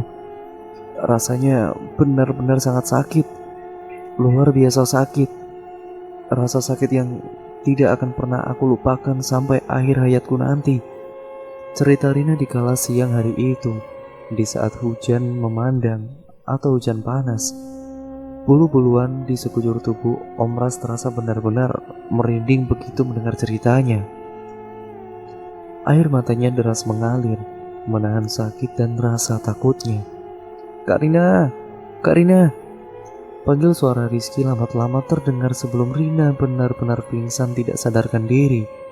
5 hari lebih ia terbaring di rumah sakit dengan keadaan yang benar-benar sangat buruk. Misfinya robek menembus anus, membuat para dokter yang menanganinya sangat kebingungan. Karena jika hanya keguguran biasa, lukanya tidak akan separah ini. Tapi juga tidak ditemukan tanda-tanda kekerasan dan lain-lain. Rina sudah siuman namun syok dengan kejadian yang menimpanya. Sudah 2 kali berturut-turut ia keguguran dengan cara yang sangat aneh dan tidak masuk akal sama sekali. Apakah ini semua wajar? Tidak, ini benar-benar tidak wajar. Begitulah batin Rina. Air matanya kemudian menetes kembali merembes. Ira masih serta duduk di dekat istrinya itu mengelus lembut pipi sang istri. Aku tidak mau pulang ke rumah itu lagi, rumah itu ada hantunya. Aku takut, ucap Rina. Sayang, tidak ada hantu. Kamu hanya capek dan itu yang membuatmu berhalusinasi. Tapi aku tidak akan memaksamu untuk pulang ke rumah itu lagi, sayang. Kita bisa tinggal sementara di rumah orang tuamu sampai rumah itu laku terjual dan bisa membeli rumah baru lagi. Begitulah kata Irham. Rina merasa sedikit tenang mendengar perkataan suaminya itu. 2 minggu telah berlalu, tubuh Rina terlihat semakin kurus dan pucat. Ia sering terlihat duduk melamun di teras rumahnya. Bahkan kini ia tidak pernah lagi melakukan hal-hal yang ia sukai, seperti membaca novel ataupun berkelahi dengan adiknya. Kak Rina punya waktu tidak? Kak Ardi mau bicara sesuatu sama kakak, kata Rizky yang saat itu masih baru pulang sekolah. Rina mengangguk pelan, namun dengan ekspresi wajah yang masih benar-benar datar. Kira-kira sekitar 10 menitan Rizky kembali lagi, namun kemudian kali ini bersama Ardi. Tatapan Ardi begitu sendu. Assalamualaikum Rina, ucapnya. Rina hanya menoleh sesaat lalu kembali menatap ke arah ayam-ayam yang sedang makan. Ia kemudian duduk di potongan kayu yang tidak jauh dari Rina. Rin, apa kau sudah tahu kalau laki-laki yang jadi suamimu itu sebenarnya sudah punya istri? Tanya Ardi pelan, takut akan membuat Rina marah. Iya, aku sudah tahu. Dia duda, istrinya sudah meninggal, jawab Rina. Dia sudah punya 4 istri sebelumnya, Rin, dan 3 diantaranya sudah meninggal. Ada yang sakit setelah keguguran, lalu 2 lainnya meninggal saat sedang hamil. Sementara istri pertamanya itu masih ada sampai sekarang, dan ini foto suamimu bersama istri tuanya. Ku ambil dari 3 hari yang lalu, kata Ardi seraya memperlihatkan foto di HP-nya. Rina meraih HP Ardi dan matanya nampak berkaca-kaca setelah melihat suaminya yang sepenuhnya ia percayai ternyata sudah punya istri. Maaf Rin, aku tidak bermaksud membuatmu menangis ataupun sedih, tapi aku harus memberitahukan semua yang aku tahu kepadamu, agar kau tahu siapa laki-laki yang menjadi suamimu itu, ucap Ardi sembari mengambil kembali HP-nya lalu beranjak pergi. Dengan langkah kontai ia tinggalkan Rina yang masih menangis itu di sana. Rizky terdiam dan ia tidak tahu apa yang harus ia lakukan saat itu. Malam harinya saat Irham pulang, Rina kemudian mencecarnya dengan banyak sekali pertanyaan, juga bentakan, lalu tangisan. Aku tidak menyangka ya, kau akan tega kepadaku, teriak Rina. Oh, aku tahu kenapa kau selalu ingin anak. Kau pasti ingin membawa anakku pada istrimu itu kan? Dan setelahnya kau meninggalkan aku. Rina, kau dapat berita seperti itu dari mana, ha? Mendengar berita itu jangan asal telan. Sebagai orang tuamu, aku malu dengan kelakuanmu itu. Tidak pernah aku mengajarkanmu untuk berani membentak suami, bentak ayahnya Rina. Ya sudah bah, biarkan saja. Mungkin pikiran Rina itu sekarang sangat kacau. Aku tidak apa-apa, kata Irham pelan. Rina menangis sejadi-jadinya dan pelan-pelan Rizky kemudian meraih tangan kakaknya itu untuk mengajaknya masuk ke dalam kamar. Sabar ya kak, ucapnya. Pagi itu saat Rina sudah bangun dari tidurnya, ia tidak melihat adanya Irham di rumah itu.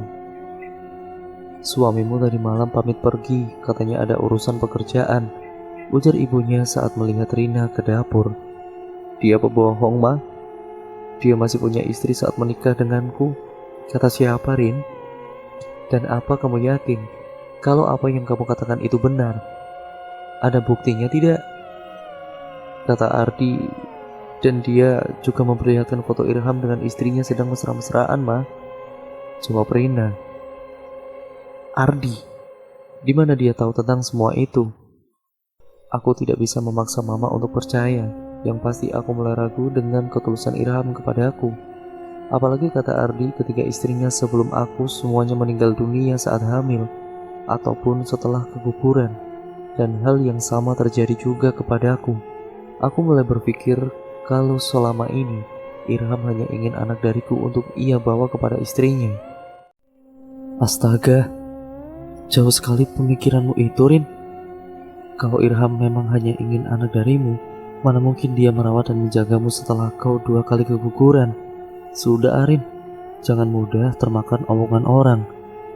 2 minggu setelah kejadian itu, hubungan Rina dan Irham mulai sedikit membaik. Namun kini Rina memutuskan untuk tidak ingin hamil dulu. Seperti biasa sebelum tidur, Rina tidak lupa meminum pil KB-nya dan tidak sengaja dilihat oleh Irham. Kamu minum obat KB ini untuk apa, Rin? Tegur Irham seraya merampas obat KB di tangan Rina. Aku baru saja keguguran, Mas. Baru saja. Aku tidak ingin kejadian yang sama terjadi lagi. Maka dari itu, aku tidak mau hamil terlebih dahulu. Astaga, sudah 2 bulan berlalu setelah kau keguguran, Rin. Aku tidak ingin selamanya hidup kita hanya berdua. Aku ingin anak. Aku ingin anak. Bentak Irham, dan itu adalah kali pertamanya Irham membentaknya. Tapi aku takut. Kuharap kau tidak lupa dengan kata-kata dokter waktu itu. Persetan dengan mereka. Yang pasti mulai saat ini aku tidak ingin lagi kau meminum obat-obatan penunda kehamilan seperti ini. Begitulah bentak Irham. Wajahnya memerah karena amarah. Rina terdiam dan menunduk, dan lalu ia bingung dan juga merasa benar-benar takut. Rin, panggil Ardi saat Rina tengah membeli telur bebek di warung. Iya, bisakah kau ikut bersamaku sekarang? Ada sesuatu yang ingin aku tunjukkan kepadamu. Entah karena apa, akhirnya Rina kemudian setuju untuk ikut bersama Ardi. Pelan-pelan ya, Di.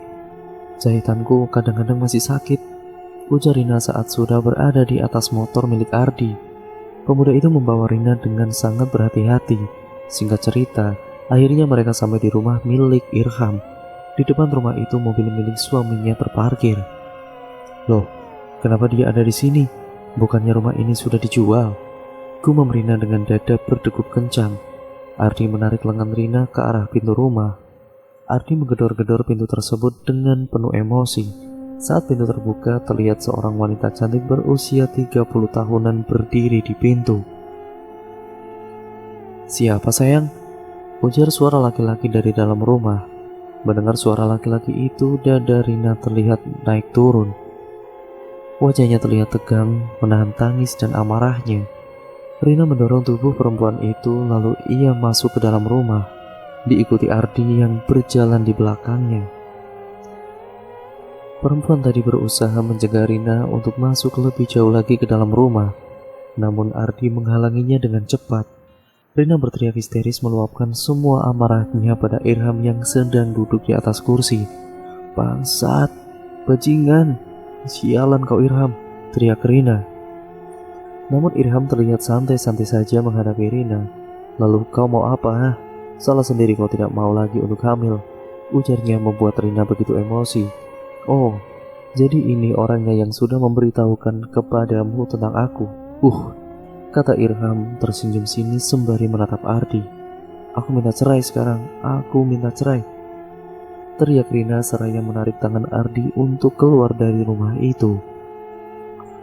Sepanjang jalan Rina menangis dan hanya bisa menangis. Ia tidak menyangka hubungannya dengan Irham, laki-laki yang sangat ia cintai itu, akan berakhir seperti ini. Ardi memberhentikan motornya di sebuah warung makan yang sepertinya baru saja buka. Aku mau pulang, Di, isak Rina. Aku tidak bisa membiarkanmu pergi dengan keadaan seperti ini, Rin, ucap Ardi sembari mengelus-ngelus kepala Rina, berusaha membuat Rina kembali untuk tenang. Aku bodoh. Aku telah percaya dengan bajingan sialan itu. Aku bodoh, isak Rina menutupi wajahnya. Kamu tidak salah, Rin. Semua yang sudah terjadi jangan disesali. Maaf jika aku lancang telah menyelidiki suamimu. Kau tahu, Rin, setelah kau menikah, aku selalu menanyakan kabarmu pada Rizky. Dia juga yang menceritakan tentang apa yang terjadi kepadamu. Setelah aku tahu dari Rizky tentang keadaanmu, aku langsung berusaha mencari tahu siapa itu Irham sebenarnya dan di mana dia tinggal.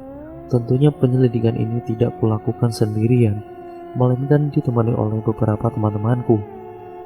Aku sekarang ini akhirnya sedikit demi sedikit mengerti, lalu kemudian semuanya terungkap. Dan sekarang kau percaya kan? Rina membenamkan wajahnya di dada Ardi. Baunya berguncang, tangisannya semakin menjadi. Ardi diam memeluk Rina pun ia tidak. Pemuda itu membiarkan Rina menangis meluapkan semua rasa sedihnya. Beberapa orang yang duduk di dekat mereka nampak sesekali melirik. "Rin, minum dulu. Setelah kau tenang nanti aku akan mengantarmu pulang," ucap Ardi dengan pelan. Segelas teh hangat ia sodorkan untuk Rina. Rina kemudian meminumnya dengan pelan. Matanya sembab dan masih sedikit berair. Ardi mendengarkan semua cerita Rina sampai wanita itu kembali tenang. Ardi kemudian membawa Rina pulang, namun ternyata di rumahnya sudah ada Irham dan juga orang tua Rina. Ayahnya Rina nampak sangat marah ketika Ardi dan Rina berada di situ. "Dasar berandalan, apa maksudmu membawa anakku, ah? Apa kau tidak tahu kalau Rina itu sudah bersuami? Dan kau Rina, kelakuanmu itu membuatku malu," bentak ayah Rina. "Maaf Mang, tapi..." Plak! Sebuah tamparan mendarat tepat di pipi Ardi. "Tidak usah beralasan. Nyata-nyata kau sudah membawa istri orang. Dasar tidak tahu malu." Setelah berkata seperti itu, ayah Rina langsung menarik tangan Rina untuk masuk ke dalam rumah. Ira mendekati Ardi yang akan segera pergi. "Kau boleh memenangkan kepercayaan Rina, tapi kau perlu ingat, aku masih sah suaminya. Dan aku mendapatkan kepercayaan penuh dari orang tuanya. Aku tahu kau menyukai Rina kan? Jangan kau pikir aku akan menceraikannya begitu saja." Begitulah ujar Irham. Tanpa membalas perkataan Irham, Ardi langsung pergi meninggalkan halaman rumah Rina. Di tengah jalan Ardi bertemu dengan Ambar. Gadis itu segera memanggil Ardi. "Kenapa Am? Kau dari rumah Rina ya?" Ardi mengangguk. "Kau tahu tidak? Aku baru saja mendengar cerita dari orang-orang saat tadi di tempatnya Bu Salam," ujar Aam. "Ya mana aku tahu, kau cerita saja belum. Duda yang sekarang menikah dengan Rina itu katanya melakukan pesugihan, makanya anaknya itu selalu meninggal. Kalau tidak salah meninggal pasti keguguran. Dan setelah aku pikir-pikir, memang iya, karena Rina itu sudah 2 kali ini keguguran. Dan yang terakhir itu kan anunya sama robek." Ih, ujar Aam sembari menggosok-gosok lengannya. Ardi kemudian terdiam. "Ah, belum tentu itu benar. Kau kan tahu sendiri gosip-gosip ibu-ibu," kata Ardi akhirnya. "Ya Allah, gak percayaan banget sih kamu. Buktiin aja sendiri kebenarannya. Di rumahnya itu pasti ada satu kamar yang tidak bisa atau tidak boleh dibuka, dan tidak diperbolehkan untuk siapapun masuk ke dalamnya. Kata orang-orang, pesugihan itu tumbalnya janin atau bayi yang masih di kandungan." Begitulah ujar Aam. Ia kemudian memelankan suaranya ketika mengatakan kalimat yang terakhir. Setelah itu Ardi langsung pulang ke rumahnya. Namun perkataan Aam masih terngiang-ngiang di telinganya itu. "Halo Din, temani aku ke rumah suaminya Rina. Kita bobol rumahnya," kata Ardi sedikit berbisik di telepon. "Ah, membobol? Ah, mau maling ya?" "Enggak, enggak mau aku," jawab Udin dari seberang HP. Ardi kemudian meyakinkan teman-temannya hingga akhirnya mereka mau membantunya. Malam itu Ardi pamit pada orang tuanya untuk pergi bersama dengan teman-temannya. Ia melaju di jalanan menuju tempat yang telah ia janjikan. Terlihat di jalanan sepi tersebut 2 motor milik teman-temannya ada di sana. Mereka menunggu Ardi. "Yakin kau Di, mau bobol rumah orang? Kalau ada yang lihat dan kita bakal diteriaki maling atau rampok, urusannya bisa panjang kemana-mana," ujar Udin.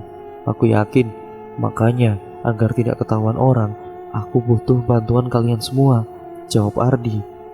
Ardi mendahului keempat temannya yang berboncengan. Ia kemudian melaju di jalanan yang gelap dan sepi.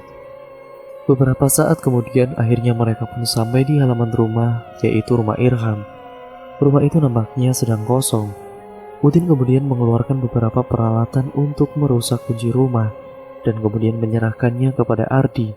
Setelah pintu berhasil terbuka, Ardi, Udin, dan satu temannya mereka yang lainnya juga ikut masuk ke dalam rumah. Sementara dua orang yang lainnya berjaga-jaga di jalanan. Coba buka dan periksa kamar-kamar yang ada di rumah ini, Din. Aku akan mulai dari ujung sana, ujar Ardi. Udin dan temannya mencoba untuk membuka kamar yang dulu ditempati oleh Rina dan Irham.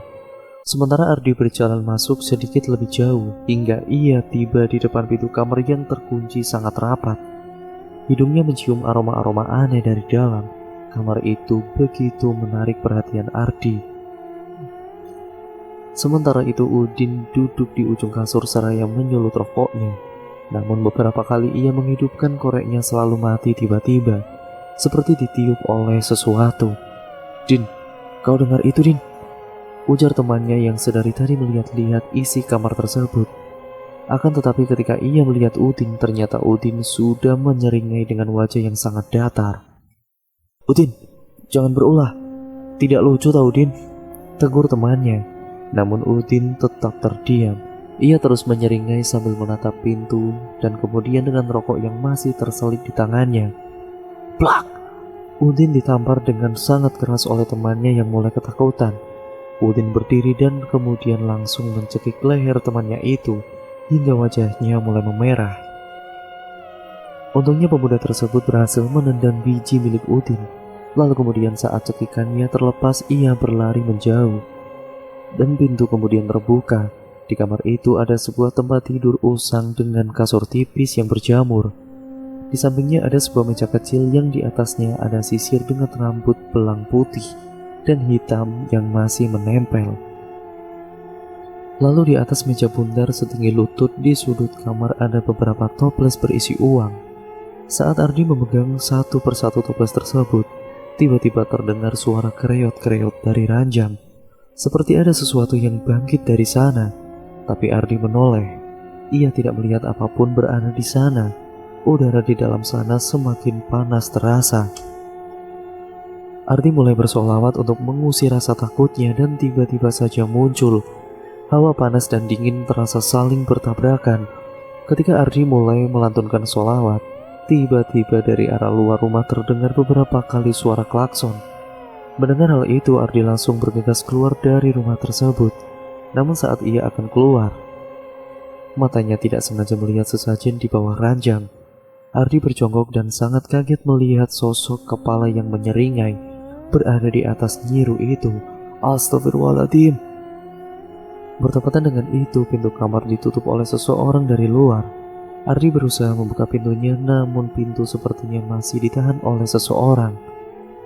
Udin, jangan bercanda, Din, ujar Ardi dengan geram dengan kelakuan temannya itu. Lampu mati tiba-tiba. Dari arah belakang terdengar suara seseorang yang sedang bernyanyi. Lagu itu sama sekali tidak pernah Ardi dengar sebelumnya. Ardi menutup matanya. Ia berusaha melepaskan atau melawan rasa takutnya, sambil ia terus membaca doa-doa yang ia bisa. Suara itu semakin terdengar mendekat dan saat itulah Ardi langsung mengeluarkan HP-nya dengan maksud menelepon teman-temannya yang lain. Namun karena tangannya begitu gemetar, HP-nya kemudian jatuh ke lantai dan pecah. Allahu Akbar, Allahu Akbar, gumamnya dalam ketakutan. Lalu kemudian beberapa saat terdengar suara teman-temannya yang menangkap Udin. Lalu kemudian pintu pun berhasil terbuka. Ardi keluar kemudian dengan wajah yang sudah pucat. Udin kenapa? Sepertinya dia kerasukan, Di. Ayo kita bawa dia keluar sebelum ada orang yang benar-benar curiga dengan kita. Mereka kemudian menyeret Udin yang masih mengamuk untuk segera keluar. Ardi kemudian menutup kembali pintu tersebut. Gimana kita pulang kalau begini?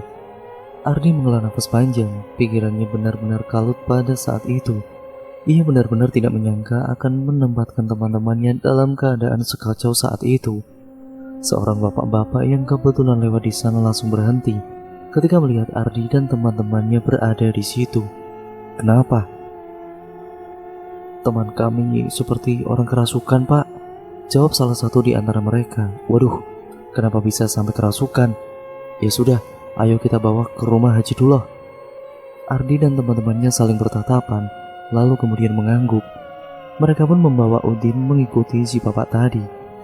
Mereka kemudian memasuki sebuah gang sempit yang kiri kanannya ada rumah-rumah orang. Di sebuah rumah bercat putih bapak itu berhenti. Kemudian ia melepaskan sandalnya lalu naik ke pelataran rumah dan kemudian memulai mengetuk-ngetuk pintu. Assalamualaikum. Beberapa saat kemudian pintu itu terbuka oleh seorang gadis cantik berkerudung coklat. Waalaikumsalam. Begitulah jawabnya. Hajinya ada, Dek. Ada di dalam, Pak. Silakan masuk, kata si gadis dengan suara yang sangat halus dan lembut itu. Mereka membawa Udin yang masih seperti orang kesurupan itu masuk ke dalam rumah. Panas, panas, tolong. Begitulah teriak Udin ketika sudah berhadapan dengan Haji Dullah yang sedang bersikir. Wah, panas, panas, ampun. Begitulah teriak Udin. Secara refleks Haji Dullah langsung menampar Udin. Dan tiba-tiba Udin langsung tidak sadarkan diri. Dia tidak apa-apa. Begitulah kata Haji Dullah. Lalu untuk sesaat kemudian gadis cantik dan manis itu yang tadi membukakan pintu keluar lagi sembari membawa beberapa gelas teh. Silakan diminum, Kak, ujar gadis itu. Memangnya kalian habis ngapain? Jadi sampai begini temannya? Tanya Haji Dullah. Ardi menatap satu-satu teman-temannya. Kemudian memberikan kode kepada mereka agar tidak ada yang menceritakan. Kami dari rumah yang di sana itu, Pak. Kata teman saya ini, orang yang punya rumah itu melakukan pesugihan dengan tumbal janin. Dan teman dari si Ardi ini adalah istri dari orang yang terduga melakukan pesugihan tersebut, Pak. Makanya kami kesini untuk menyelidiki kebenaran berita itu. Tidak taunya ini kesurupan, jawab salah satu seorang teman dari Ardi. Pesugihan? Iya, Pak. Ardi menceritakan semua yang ia alami di rumah Irham tadi. Aku bahkan baru tahu kalau ada orang sini yang melakukan pesugihan seperti itu. Siapa dia? Mungkin Irham, Pak. Mereka ini ketemu saya tidak jauh dari rumahnya Irham. Oh, rupanya dia. Kalau memang benar, dia dulu pernah kesini mau melamar anakku si Nisa. Tapi Nisa tidak mau karena waktu itu masih sekolah, kata Haji Dullah. Pantas ya, istrinya yang dulu-dulu itu meninggal saat sedang hamil, gumam si bapak dan perlahan-lahan Udin siuman. Lalu, apa ada cara gitu, Pak, supaya teman saya itu bisa lepas dari laki-laki tersebut? Tanya Ardi. Kalau untuk itu, maaf, aku tidak tahu, jawab Haji Dullah. Tapi tadi bapak mengusir setan yang merasuki teman saya. Aku itu tidak mengusirnya, dia itu membuatku kaget lalu tanganku secara tidak kusadari lantas menamparnya. Aku bahkan tidak tahu caranya mengusir setan, tidak pernah belajar ke arah seperti itu, Haji Dullah menjelaskan. Ardi kemudian mengerjapkan matanya. Aku itu hanya merupakan salah satu dari di antara orang-orang yang beruntung bisa menginjakan kaki ke tanah suci. Tapi bukan berarti aku bisa mengusir setan. Kurasa ada sedikit kesalahpahaman di antara kita, lanjut Haji Dullah. Ardi kemudian sekarang mengerti maksud dari Haji Dullah. Kemudian ia menghela nafas panjang, matanya melirik ke arah Udin yang sudah jauh lebih baik. Baiklah kalau begitu, Pak. Terima kasih untuk semuanya. Mohon maaf ya, Pak, kami sudah mengganggu Bapak malam-malam begini. Begitulah ujar Ardi. Iya, tidak masalah. Sungguh aku sama sekali tidak merasa terganggu. Mampirlah kemari kapan-kapan. Aku akan sangat senang jika kalian kesini lagi, jawab Haji Dullah tersenyum. 2 hari setelah malam itu, Irham begitu sangat marah dengan Ardi. Saat ia bertemu dengan Ardi, ia langsung memukulinya. Wajah Ardi kemudian berdarah. Untungnya teman-teman Ardi datang tepat pada waktunya dan berhasil melerai perkelahian mereka berdua. Udin dan Arfan kemudian memegangi tubuh Irham seraya berkata, "Balas dia, Di, ajar, Di, ajar." Ardi kemudian menggeleng. "Aku tidak mau berkelahi," jawab Ardi seraya menyapu darah yang masih terus keluar dari hidungnya.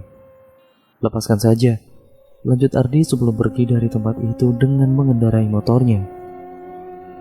Sementara itu, Rina selalu mendapat kiriman amplop berisi uang dari Ardi guna untuk suntik KB. Karena ia sendiri tidak pernah lagi diberikan uang oleh Irham ataupun orang tuanya. Mereka lebih percaya Irham ketimbang anak mereka sendiri. Jangan cok, tenan lanjut ngomong tua nih. Kak, ini dari Kak Ardi, bisik Rizky sembari menyerahkan amplop yang ia taruh di dalam celananya. Tidak terasa sudah 6 bulan berlalu semenjak kejadian itu, dan sudah selama itu pula Ardi terus memberi uang untuk Rina. Kenapa kau tidak juga hamil? Kau sudah berhenti minum pil KB itu kan? Tanya Irham di suatu malam. Apa kau lihat aku masih meminum pil KB? Ujar Rina balik bertanya. Tanpa berkata-kata lagi, Irham langsung keluar kamar.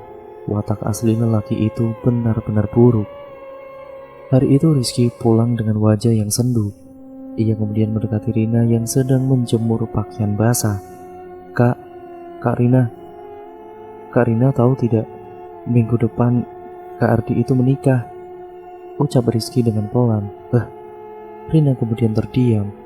Tangannya masih memegang cucian yang ia akan jemur. Menikah, gumamnya dengan suara bergetar. Rizky mengangguk meski Rina tidak melihatnya. Kakak tidak diundang? Tidak, Dek, jawab Rina dengan air mata yang sudah mulai menetes di pipinya. Rina benar-benar tidak mengira jika Ardi akan menikah dalam waktu dekat ini. Lalu apa artinya kebaikan Ardi selama ini? Apakah dia tidak lagi mencintaiku? Atau apa jangan-jangan dia memang tidak pernah mencintaiku? Beberapa pertanyaan bergelut di benaknya. Rina benar-benar merasa sangat kehilangan orang baik satu-satunya yang ia percaya dan juga dia percaya dengannya. Setiap perkataan Rina dalam keadaan sesulit itu, ia benar-benar mempercayainya. Kakak sedih karena Kak Ardi akan menikah? Tanya Rizky seraya duduk di sebelah kakaknya. Aku sudah bersedih jauh sebelum Ardi akan menikah, Dek. Sudah Laris, jangan membahas masalah itu dulu. Besok aku akan kembali mencari pekerjaan. Aku harus bisa membiayai hidupku sendiri. Kalau bisa, aku akan pindah dari rumah ini, ujar Rina membuat Rizky sedih. Jangan pindah, Kak, ucapnya setengah menahan tangis. Aku sudah merasa tidak ada harganya di rumah ini, Riz. Kau tahu sendiri kan, Abah dan Mama seperti apa memperlakukan aku. Aku pun tidak menyangka mereka akan memperlakukan Kak Rina seperti itu. Ini semua salah Kak Irham. Dia yang sudah mengasut Abah dan Mama. Aku akan mencoba mengatakan semuanya dengan mereka nanti, Kak. Tapi kumohon kakak jangan pergi. Rina menghela nafas panjang dan ia tatap wajah polos adiknya itu. Lalu kemudian meraih anak laki-laki tersebut ke dalam pelukannya. Makasih ya Riz, kau sudah percaya sama kakak, ucap Rina seraya mencium kepala adiknya. Deru sepeda motor terdengar singgah di halaman dan kemudian lalu terlihat Irham berjalan memasuki rumah. Mana orang tuamu? Tanya Irham dengan ketus. Belum pulang, jawab Rina. Irham duduk menunggu sambil memainkan HP-nya. Tidak lama kemudian ia menelepon seseorang yang ia panggil sayang. Rina yang mendengar itu hanya bisa menghela nafas. Sesak begitu rasanya mendengar suami sendiri menelepon wanita lain dengan panggilan sayang di depan mata. Saat kedua orang tua Rina datang, mereka menyapa Irham dengan hangat. Namun tanpa basa-basi Irham langsung mengutarakan maksud dan tujuannya datang ke situ. Maaf sebelumnya Pak Bu, saya datang kemari ingin menyampaikan kalau saya sudah mentalak 3. Rina, anak kalian itu, mulai dari malam ini juga, ujar Irham. Ayah Rina nampak syok mendengar keinginan Irham. Baik, kalau memang itu yang kau inginkan, jawab ayah Rina dengan nada yang menahan emosi. Rina lega namun juga sedih. Aku akan secepatnya mengurus semuanya, ujar Irham seraya memberikan sebuah surat tanah berukuran 10 kali 20 meter. Ujar Irham seraya memberikan sebuah surat tanah berukuran 10 kali 20 meter kepada Rina. Lalu kemudian ia pergi meninggalkan halaman rumah tersebut. Rina kemudian menatap kepergian Irham. Separuh hatinya terasa sangat hancur. Apakah ini nyata? Ya Tuhan, kenapa perasaanku seperti ini? Batin Rina menjerit. Hari-hari telah berlalu, Rina semakin terpuruk dengan keadaan. Jalan hidupnya yang semula indah kini hancur berantakan. "Rina, ikut ke acara nikahnya Ardi yuk," kata Aam yang hari itu menemui Rina di rumahnya. "Aku malas, Am," jawab Rina singkat. "Kenapa, Rin?" "Tidak kenapa-napa, aku hanya malas kemana-mana. Apalagi besok aku akan pergi untuk memulai menata kembali masa depanku." "Menata maksudmu apa?" "Aku akan bekerja. Mungkin lebih tepatnya membangun usaha dari hasil tanah yang kujual." Aam kemudian tersenyum. "Semoga berhasil ya, Rin. Usahamu pasti akan lancar dan kamu bisa bahagia seperti dulu." Rina tersenyum sambil mengangguk. 2 bulan berlalu, kini Rina telah tinggal di sebuah ruko di perkotaan. Ia membuat toko kue dan makanan, menjalani pekerjaan dengan tekun setiap harinya. Banyak laki-laki yang mendekatinya, namun Rina sepertinya sudah enggan menjalin hubungan percintaan dengan para lelaki. Ia lebih memilih untuk sendiri dan berusaha untuk mencapai semua mimpinya. Sedangkan Ardi kini sudah bahagia dengan istrinya. Sementara Irham sudah tidak pernah kelihatan lagi. Ada yang mengatakan kalau Irham, yaitu laki-laki itu, sudah pindah. Namun entah kemana tidak ada yang mengetahuinya.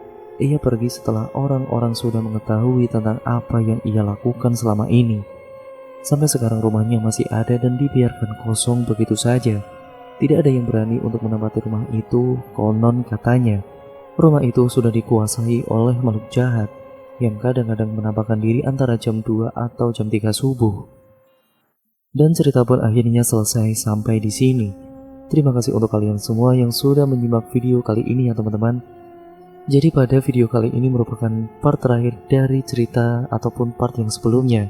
Jadi untuk kalian semua yang belum menonton part sebelumnya, saya sarankan untuk menontonnya terlebih dahulu agar kalian paham maksud dan juga alur keseluruhan ceritanya.